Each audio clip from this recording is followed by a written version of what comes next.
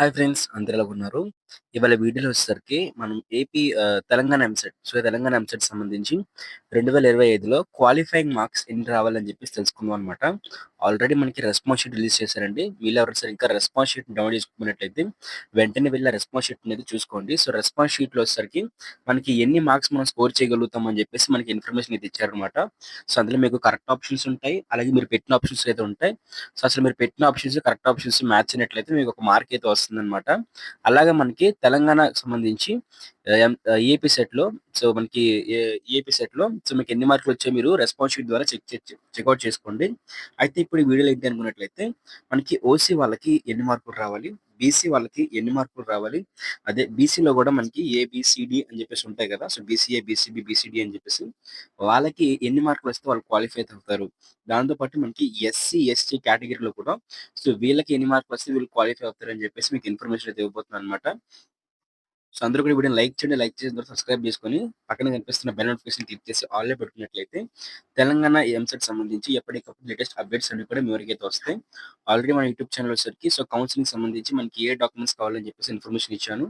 అది కూడా చూడడానికి ట్రై అయితే చేయండి. ఇప్పుడు మనం టాపిక్‌లోకి వెళ్ళిపోదాం. ఇక్కడ చూసుకున్నట్లయితే ముందుగా మనకి ఓసీ వాళ్ళకి చూద్దామండి. ఇక్కడ ఓసీ వాళ్ళకి, ఈడబ్ల్యూఎస్ వాళ్ళకి, బీసీలోని అన్ని కేటగిరీ వాళ్ళు ఎవరైతే ఉన్నారో బీసీఏ, బి, సి, డి అన్ని కేటగిరీలకి. వీళ్ళందరికీ కూడా క్వాలిఫైయింగ్ మార్క్స్ వచ్చేసరికి 25% అండి. ఓకే. ఇక్కడ 25% అంటే ఏంటి అని చెప్పేసి చాలా మందికి ఇది అర్థం కాదనమాట.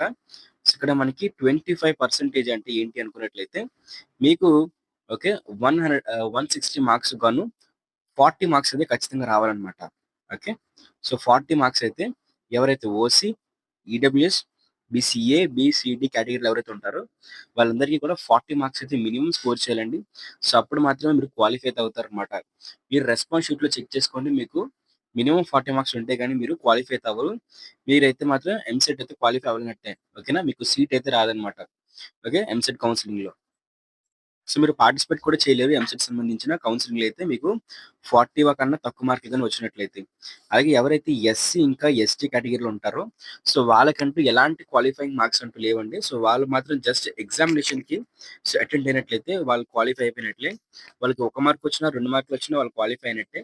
0 తప్పించి మీకు రాదర్ దెన్ ఎన్ని మార్కులు వచ్చినా మీకు 1 గాని, 2 గాని ఎంత మార్కులు వచ్చినా సరే మీరు క్వాలిఫై అయిపోయినట్టే అన్నమాట.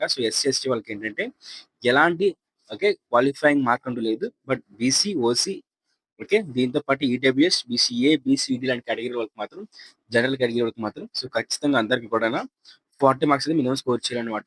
ఇదే విధంగా మనకి ఎంసెట్‌కి సంబంధించి ఎప్పటికప్పుడు లేటెస్ట్ ఇన్ఫర్మేషన్ కోసం ఖచ్చితంగా ఛానెల్ సబ్స్క్రైబ్ చేసుకోండి. సబ్స్క్రైబ్ చేసుకొని పక్కనే కనిపిస్తున్న బెల్ నోటిఫికేషన్ క్లిక్ చేసి ఆల్ అయితే పెట్టుకోండి.